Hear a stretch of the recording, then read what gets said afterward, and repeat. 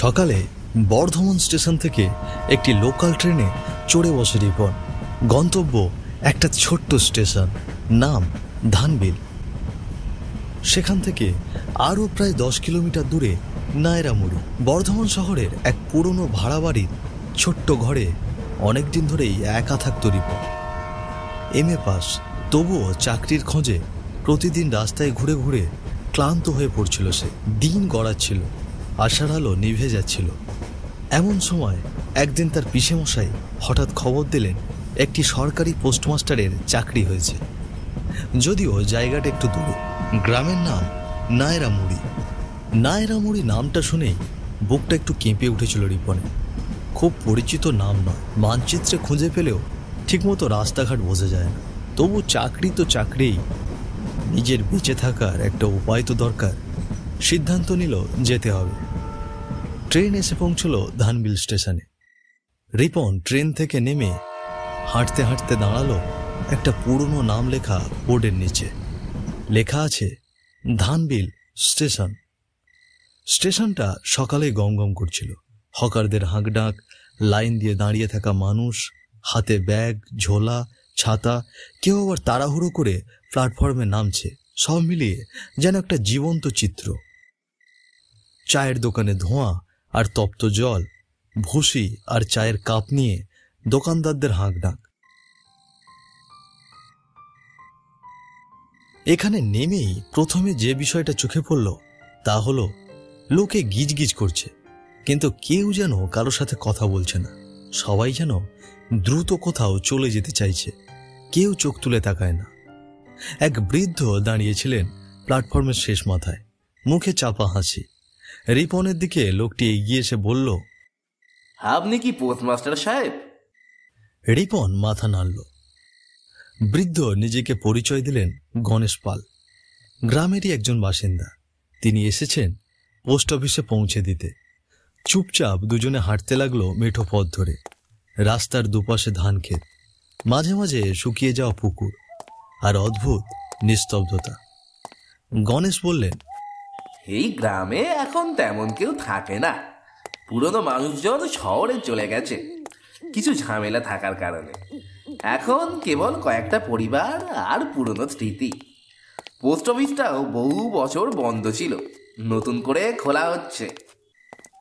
গণেশের কথা শুনে রিপন একটু চমকে উঠলেও কিছু বলল না। তারা হাঁটতে হাঁটতে এসে পৌঁছল একটা একতলা পুরনো দালানের সামনে। পোস্ট অফিসটির ছাদের ইট ভেঙে পড়েছে কিছু জায়গায়, দেওয়ালে শ্যাওলা। ভেতরে ঢুকে রিপন দেখতে পেল ধুলোমাখা ডেস্ক, একটি পুরনো ফ্যান আর একটা কোনায় পড়ে থাকা একটা চিঠির বান্ডিল। তবু সে খুশি, নিজের দায়িত্ব নিয়ে ভাবতে শুরু করল। রাত্রে ঘুমানোর ব্যবস্থা করবার জন্য একটা ছোট্ট ঘর দেওয়া হয়েছে। ওই ঘরেরই পিছনের দিকে অন্ধকার, কিন্তু অন্তত ছাদ আছে। সাহেব, একটা কথা বলি, দয়া করে রাগ করবেন না। না না, রাগ করব কেন? আপনি বয়োজ্যেষ্ঠ মানুষ, কি কথা বলুন। রাত হলে, বিশেষ করে 12টা বাজার পরে অফিসের বাইরে বের হবেন না। আর কোনো চিঠি যদি অদ্ভুত কারো নামে আসে, পাঠাবেন না। আগেও এখানে 2জন মাস্টার এসেছিল, কিন্তু তারা বেশি দিন টেকেনি। গণেশ চলে গেল। রাত নামলো ধীরে ধীরে। বাতাসে যেন অজানা কিছু গন্ধ। চারপাশটা নিস্তব্ধ হয়ে এলো, যেন পাখিরাও থেমে গেছে। পোস্ট অফিসের ছোট্ট কেরোসিনের লণ্ঠন জ্বালিয়ে রিপন বসেছিল ডেস্কে, কাগজপত্র গুছিয়ে রাখছিল।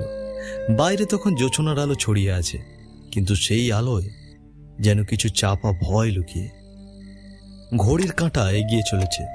রাত 8টা, 9টা। রিপন দেরি না করে ঘুমোতে গেল। একা একটা অচেনা ঘরে, তাও আবার এমন জায়গায়, মানে একটু ভয় তো থাকেই। জানালাটা লাগিয়ে দিল, দরজাও আটকে দিল।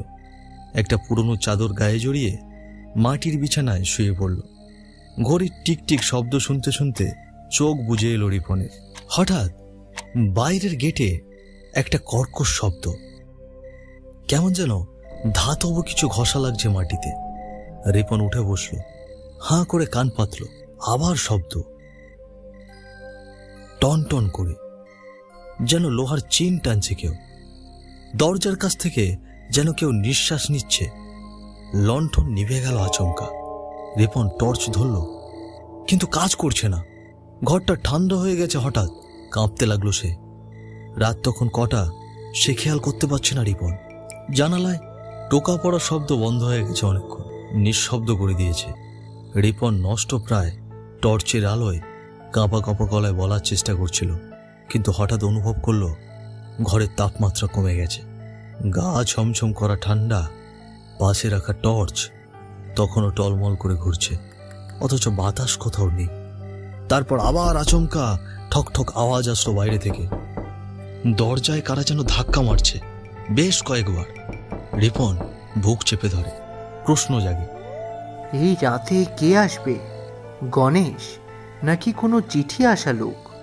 সে সাহস করে দরজার ফাঁকে চোখ রাখে। কিচ্ছু নেই, কেবল পায়ের কাছে পড়ে থাকা একটা ছেঁড়া খাম দেখে দরজাটা হালকা টেনে খোলে, যার এক পাশ ছিঁড়ে গেছে, যেন কারো দাঁত দিয়ে ছেঁড়া। সে চিঠিটা হাতে নিয়ে দরজাটা বন্ধ করে চেয়ারে গিয়ে বসে। তারপর চিঠিটা পড়তেই হঠাৎ ঘরের কোণ থেকে একটা শব্দ এলো, যেন খোপড়ি ঘরের মেঝেতে কেউ হেঁটে বেড়াচ্ছে টিপ টিপ করে। রিপন চেয়ারে বসা, আর তার পেছনের দেওয়ালে তখন একটা ছায়া পড়েছে। কিসের ছায়া দেয়ালে পড়ছে? ঘরে তো কেউ নেই।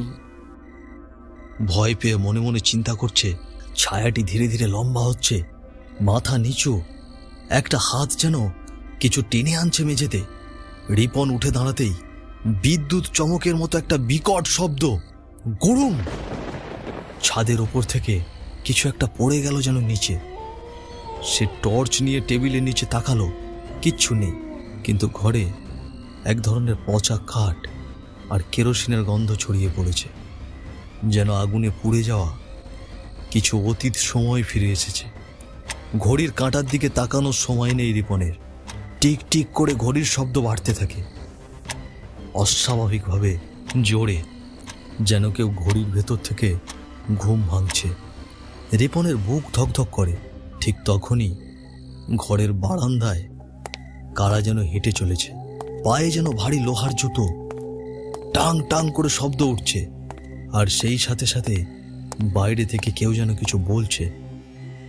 এতক্ষণ কারো কোনো আওয়াজ ছিল না, অথচ বাইরে থেকে ভেসে আসছে এক গম্ভীর কণ্ঠ, আমাকে কেউ এখান থেকে বের করে দিতে পারবে না। এই জায়গাটা শুধু আমার। পোস্ট অফিসের জবাব আসে, কিন্তু কোনো উত্তর নেই। এটা কেউ দিতে পারে না। রিপন তখন মাটিতে বসে পড়ে। সে বুঝতে পারে ঘরে যে উপস্থিত সে কোনো মানুষ নয়। সেই সময় তার চোখ যায় ডেস্কের নিচে, এক জোড়া পা উল্টো দিকে রাখা, পায়ের আঙুলগুলো যেন পেছন দিকে বাঁকানো, আর রং ধূসর শুকনো কাঠের মতো। কেবল দরজার ফাঁক দিয়ে দেখা যায় সামনের দিকে একটা ছায়া ধীরে ধীরে সরে যাচ্ছে, আর একটা করুণ সুরে বলছে, তুই যদি চিঠি না পাস, আমি কি করে এখান থেকে যেতে পারি? রিপনের গলা শুকিয়ে যায়। ঠিক সেই সময় দরজায় আবার ঠক ঠক আওয়াজ আসে। দরজার ওপর থেকে শোনা যায়, সাহেব দরজা খুলুন, আমি আপনার জন্য রাতের সামান্য খাবার নিয়ে এসেছি। গণেশের আওয়াজ শুনে ধরে যেন প্রাণ ফিরে এলো রিপনের। সে তড়িঘড়ি করে দরজাটা খুলে দিল। তখন তার শরীর ঘামছে। গণেশ ঘরে প্রবেশ করে রিপনের এমন বিধ্বস্ত মুখ দেখে জিজ্ঞেস করলো, সাহেব আপনাকে এমন লাগবে কেন? আপনি ঠিক আছেন তো? সে আর চুপ করে থাকতে পারল না। তার সাথে কিছু আগে ঘটে যাওয়া সবকিছুই খুলে বলতে লাগলো। সব একসাথে বলার পর রিপন চুপ করে থাকে। গণেশ বলতে শুরু করে, প্রায় 20 বছর আগে এই পোস্ট অফিসেই কাজ করতেন মধুসূদন পাল। বয়সে তরুণ, সদ্য বিবাহিত, স্ত্রীকে সঙ্গে নিয়ে এখানে এসেছিলেন। খুব ভালো মানুষ ছিলেন। গ্রামের লোকেরা তাকে বেশ পছন্দ করত। কিন্তু সেই সময় একটা ভুল করে ফেলেছিলেন উনি। একদিন অফিসে একটা চিঠি আসে, প্রেরকহীন, কিন্তু প্রাপক লেখা মধুসূদনের নিজের নাম। খামটা খোলার পর থেকে অদ্ভুত সব কাণ্ড শুরু হয়। ঘর থেকে জিনিসপত্র উধাও হওয়া, রাত বিরেতে আওয়াজ, ছায়া দেখা, এসব। একদিন রাতে তার স্ত্রীর চিৎকারে গ্রামবাসী ছুটে আসে, দেখে মধুসূদন আর নেই। গলায় দড়ি, কিন্তু মাটিতে কোনো চেয়ার বা কিছু নেই। পুলিশ এসে রিপোর্ট দেয় আত্মহত্যা, কিন্তু গ্রামের লোকজন জানে ওটা আত্মহত্যা ছিল না। রিপনের গলা শুকিয়ে আসে, জিজ্ঞেস করে, তারপর?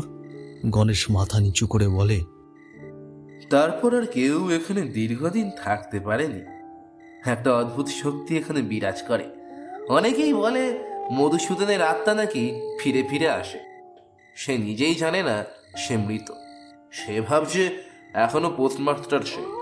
কেউ যদি অফিসে আসে মনে করে জায়গাটা দখল করে নিয়েছে, আর তখনই ঘটে সেই সব ভয়ঙ্কর ঘটনা। রিপন অস্ফুট গলায় বলে, তাহলে কি আমি মারা যাব? গণেশ চুপ থাকে কিছুক্ষণ, তারপর বলে, না সাহেব, আপনি বাঁচতে পারবেন। যদি সেই চিঠিটা খুঁজে পান তাহলে তা পুড়িয়ে ফেলতে হবে। রিপনের চোখের পাতা ভার হয়ে আসে। দেওয়ালের দিকে তাকিয়ে মনে হয় কিছু যেন সরে গেল। বাতাস থমকে আছে, ঘর জুড়ে একটা চাপা ভয়ের গন্ধ। রাত তখন 12:30। বাইরে ঝিঝি পোকার ডাকে এখন স্পষ্ট যেন একটা উৎকণ্ঠা।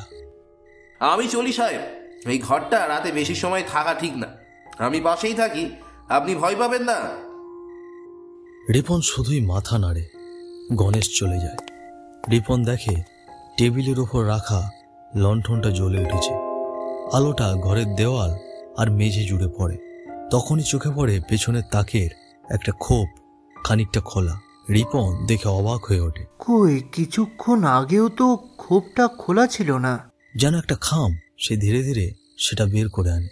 উপরে নাম লেখা, প্রাপক মধুসূদন পাল। কোনো প্রেরকের নাম নেই, তারিখও লেখা নেই। কালি যেন একটু শুকনো কিন্তু স্পষ্ট। রিপন থমকে গেল। চোখের ভেতর কেমন একটা অস্বস্তি ছড়িয়ে গেল। সে খামটা হাতে নিল। কাগজটা ছিল ভারী, যেন খামের ভেতরে শুধু কাগজ নয়, আরো কিছু আছে। সে এগিয়ে গেল, টেবিলের লণ্ঠনের আলোয় খামটা খুলল। হাত পা কাঁপে রিপনের। মনে পড়ে গেল গণেশ বলেছিল এইরকমই চিঠি এসেছিল তখন। সে চিঠিটা ধীরে ধীরে খুলে ফেলল।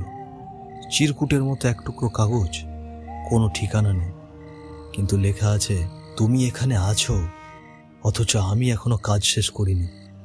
এই জায়গা আমার, ফিরে যাও, নয়তো মরতে হবে। নিচে কোনো স্বাক্ষর নেই। রিপনের বুক দগ করে উঠল। বাতাস যেন ভারী হয়ে উঠল। লণ্ঠনের শিখা হঠাৎ দোলে উঠল। জানালা বন্ধ, তবু হাওয়া কেমন যেন হিম। তখনই পিছনের ঘর থেকে ফিসফিসে আওয়াজ। রিপনের গলা দিয়ে কোনো আওয়াজ বের হচ্ছে না। সে বুঝতে পারছে এখানে তার আশাটা কোনো আত্মা সহ্য করতে পারছে না। তার হাতটা ধীরে ধীরে ঠান্ডা হয়ে যাচ্ছিল, আর সে অনুভব করতে লাগলো পোস্ট অফিস ঘরটায় সে একা নেই। ঘরটা হঠাৎ ঠান্ডা হয়ে যায়। বাতাস থেমে গেলেও জানালা আরো জোরে ঠকঠক করে কেঁপে ওঠে। এবার দেওয়ালের এক কোণায় হালকা ছায়া দেখা দেয়। ছায়াটা বড় হতে থাকে, আকার নিচ্ছে একজন মানুষের। গলায় দড়ি দিয়ে ঝুলছে, চোখে ফাঁকা শূন্যতা। রিপনের গলা শুকিয়ে যায়। সে পেছোতে শুরু করে। ছায়াটা ধীরে ধীরে এগিয়ে আসছে। বাতাসে শোনা যায় তার ফিসফিস শব্দ, তুমি কে? কেন এখানে এসেছো? আমি তো এখানকার পোস্টমাস্টার, অফিসটা আমার। রিপন ছুটে বেরিয়ে যায় ঘর থেকে। গণেশের দরজায় কড়া নাড়ে। গণেশ দরজা খুলে অবাক। কি হয়েছে সাহেব, এত রাতে ঘর থেকে বেরোয়েছেন কেন? চিঠিটা পেয়ে গেছি আমি, ঘরে সে আছে। এই চিঠিটাই মধুসূদনের মৃত্যুর কারণ। ও জানতো না এটা আসলে এক অভিশাপ। তন্ত্রবিদ বলেছিলেন যতদিন এটা পুড়িয়ে ফেলা না হবে ততদিন তার আত্মা ঘুরে বেড়াবে, ভাববে সে জীবিত। রিপন আর গণেশ সেখানে একটুও না দাঁড়িয়ে দুজনেই ফিরে আসে পোস্ট অফিসে। ঘর নিস্তব্ধ, কিন্তু বাতাসে কাঁপছে লণ্ঠনের আগুন। রিপন চিঠিটা ধরে। ঘরটা অন্ধকার হয়ে যায়। আগুন ধরাতে যাবে, ঠিক তখনই পেছন থেকে একটা ঝাপটা বাতাস, লণ্ঠন নিভে যায়। ঘর অন্ধকার। একটা গলা শোনা যায়, তোমরা আমার ঘরে আগুন দিচ্ছ কেন? কথাটার সঙ্গে সঙ্গে দেয়ালের উপর ঝাপটে পড়ে এক ছায়া। রিপনের চোখের সামনে যেন আলো অন্ধকার খেলা করছে। ছায়াটা তার দিকে ছুটে আসে, তাকে খামচে ধরতে চায়। তখনই গণেশ চিৎকার করে বলে, ওর হাতটা দেখুন সাহেব, ওর গলায় যে দড়িটা ঝুলছে সেটা নিজেই খুলতে পারছে না। রিপনের মনে হয় কথাটা সত্যি। আত্মাটা যেন নিজের মৃত্যু মেনে নিতে পারছে না। পুড়িয়ে ফেলুন এখনই। রিপন পকেট থেকে দেশলাইটা বের করে তার জ্বালিয়ে চিঠিটায় আগুন ধরায়। কাগজটা ধীরে ধীরে পুড়তে শুরু করে। ঘর জুড়ে বিকট আর্তনাদ। না না, এটা আমার অফিস না। দেওয়ালে মেঝের ছায়ায় এক অস্থিরতা দেখা যায়। মেঝে কাঁপছে। মধুসূদনের ছায়াটা ছটফট করছে। তারপর ধীরে ধীরে হাওয়ায় মিলিয়ে যেতে থাকে। সবকিছু থেমে যায়। শুধু ঘরের এক কোণায় পড়ে থাকে অগ্নিদগ্ধ খামের সেই ছাই। বাতাস শান্ত, ঘর আবার নিস্তব্ধ। রিপন আর গণেশ এক স্বস্তির নিঃশ্বাস নেয়। মধুসূদনের আত্মার মুক্তির পর যেন ধীরে ধীরে বদলে যেতে থাকে সবকিছু। সেই পুরনো পোস্ট অফিস, যেটা এক সময় যেন অভিশপ্ত হয়ে উঠেছিল, এখন যেন আবার নিঃশ্বাস নিতে শিখছে। রিপন বুঝতে পারে একটা অদৃশ্য ভার যেন কমে গেছে। গত রাতের হঠাৎ দরজার ঠকঠক শব্দগুলো আর শোনা যায়নি। ঘরের দেওয়ালে যে ছায়া মাঝে মাঝে কাঁপত, সেটা আর দেখা যায়নি। অফিসের বাতাসও যেন হালকা হয়ে এসেছে। রিপন টেবিলে বসে চায়ের কাপ হাতে জানালার বাইরে চেয়ে থাকে। বাউল সুর ভেসে আসে দূর থেকে। মনে হয় গ্রামটা এখন একটু বেশি প্রাণবন্ত হয়ে উঠেছে। মানুষ এসে চিঠি দিয়ে হাসে, গল্প করে, পুরনো দিনের মতো। আর রিপন, সে যেন এখন সত্যিকারের পোস্টমাস্টার হয়ে উঠেছে, কোনো ভয়ের ছায়া ছাড়া। বৃদ্ধ লোকটি আবার বলে ওঠে, এই অফিস আবার আগের মতন হয়ে গেছে গো বাবু। মধুসূদনদার সময়কার মতো। রিপন শুধু মাথা ঝুঁকিয়ে হাসে, কিছু বলে না। এই গ্রামে আবার লোকজন ফেরা শুরু করেছে। বৃদ্ধ লোকটি আবার বলে ওঠে, মধুসূদনের ছায়া আপনার মাঝে দেখা যায় গো বাবু। রিপন মাথা নাড়ে। বৃদ্ধ লোকটি চলে যায়, কিন্তু রিপন এক গভীর ভাবনায় আচ্ছন্ন হয়ে আছে। সে ডেস্কের চেয়ারে বসে আপন মনে ভাবতে থাকে। রিপনের বুকের ভেতর মাঝে মাঝে একটা ধোঁয়াটে ছবি ভেসে ওঠে। একজন মানুষ, সদ্য বিবাহিত, চিঠি খুলছে একা বসে। মুখে প্রশ্ন, তারপর অন্ধকার। একটা আত্মার দীর্ঘদিনের কষ্ট, অপেক্ষা আর যন্ত্রণার স্মৃতি। রিপন জানে, যতই সব ঠিক হোক, কিছু গল্প কখনো পুরো মুছে যায় না। তবে কিছু গল্পের সমাপ্তি মানে শান্তি। রিপন বাইরে বেরিয়ে যায়, আকাশের দিকে দেখে। তার মনে হয় মধুসূদন পাল যদি এখন কোথাও থাকেন, হয়তো তাকিয়ে আছেন আকাশের ওই দিক থেকে। আর রিপন চুপচাপ দাঁড়িয়ে দেখছে, এই সেই জায়গা যেখানে ধুলো মাখা ছিল, সেখানে এখন পোস্ট অফিসে নতুন রং করা হচ্ছে। পুরো অফিস জুড়ে এক হালকা বাতাস যেন বয়ে চলেছে। ঠিক তখনই হালকা বাতাস রিপনের গা ছুঁয়ে যায়, আর সে অনুভব করে সেখানে কিছু আছে। বাঁ দিকে তাকিয়ে সে দেখতে পায় একটা অবয়ব, যেন তাকে বিদায় দিয়ে হাওয়ায় মিশে গেল। সবকিছু শেষে একটা দীর্ঘ নিঃশ্বাস ফেলে রিপন। গ্রামের মানুষ আবার চিঠি লেখে, জানিয়ে দেয় তারা এখনো অপেক্ষা করতে জানে।